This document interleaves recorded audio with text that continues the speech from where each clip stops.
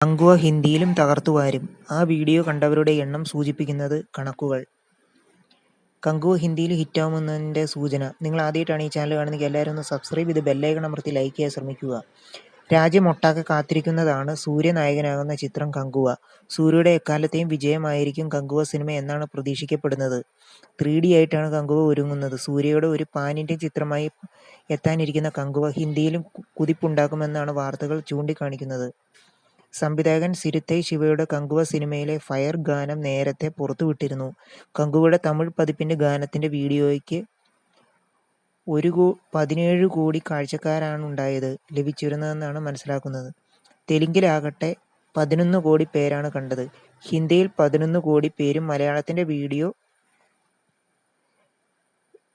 1.5 ലക്ഷം പേരും കണ്ടുവെന്നാണ് കണക്കുകൾ. സ്റ്റുഡിയോ ഗ്രീനാണ് കങ്കുവയുടെ നിർമ്മാണം. ഹിന്ദിയിൽ കങ്കുവയ്ക്ക് സ്വീകാര്യത ഉണ്ടാകുമെന്നാണ് ഗാനത്തിന്റെ വീഡിയോയുടെ കാഴ്ചക്കാരുടെ കണക്കുകൾ സൂചിപ്പിക്കുന്നത് എന്നാണ് റിപ്പോർട്ട്. സൂര്യയുടെ കങ്കുവയിലെ ഗാനത്തിന്റെ മേക്കിംഗ് വീഡിയോയും ശ്രദ്ധയാകർഷിച്ചിരുന്നു. വമ്പൻ ക്യാൻവാസിലാണ് സിരുത്തൈ ശിവയാണ് സിനിമ ഒരുക്കുന്നതെന്ന് റിപ്പോർട്ടുകൾ ഉണ്ട്.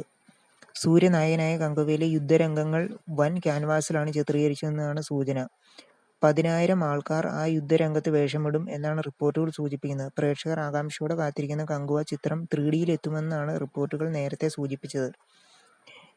വമ്പന്മാരായ ആമസോൺ പ്രൈം വീഡിയോസ് ആണ് OTT റൈറ്റ്സ് നേടിയത് എന്നതും സൂര്യയുടെ ചിത്രം കങ്കുവയുടെ വലിയ പ്രതീക്ഷകളാണ് ഉണ്ടാക്കിയിട്ടുള്ളത്. ഒരു നടൻ എന്ന നിലയിൽ കങ്കുവ സിനിമ വലിയ അനുഗ്രഹമാണെന്ന് സൂര്യ വ്യക്തമാക്കി. പ്രതീക്ഷയേറെയുള്ള കങ്കുവയുടെ ചിത്രീകരണം ഓരോ ദിവസവും കൂടുതൽ മെച്ചപ്പെട്ടതായിരുന്നു എന്നായിരുന്നു നേരത്തെ താരം ചൂണ്ടിക്കാട്ടിയതും. അറിയാതെ ഒരു പ്രദേശത്ത് നടക്കുന്ന കഥയായതിനാൽ കങ്കുവ പ്രധാനപ്പെട്ടതാണെന്നും സൂര്യ വ്യക്തമാക്കിയിരുന്നു.